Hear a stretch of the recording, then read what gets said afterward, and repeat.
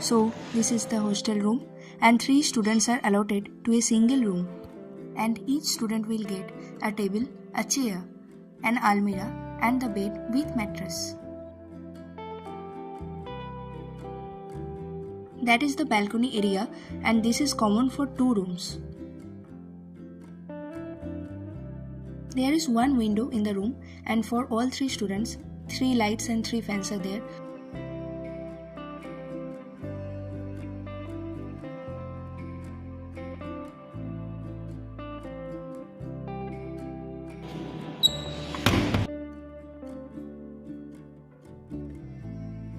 These are kind of rooms where we stay. So those who are empty, and I have showed that how a student will get a room at first after entering the college. This is a room for 3 students and it is enough spacious for 3.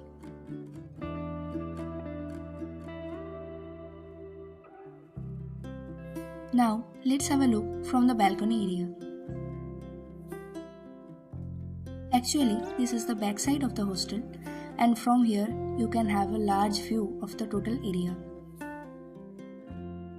The interesting part is that as this college is located very close to the rail station, so from hostel, rail station is clearly seen. That is the area. You can also see the trains standing in the balcony because that is the rail line.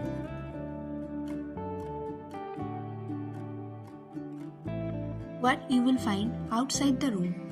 This is the lift, and this is the place of stairs. It is a long corridor in between the rooms facing and the common washroom area. On the ground floor, there is no room for students' accommodation. A girls' common room is there. This is the sitting area, and additionally you will find a canteen for girls' hostel. That's what inside the girls' hostel of our medical college. It is within the college campus. Away from home, we, the students, try to find comfort here for making memories together. Thanks for watching till the end. I will come with another one. Till then,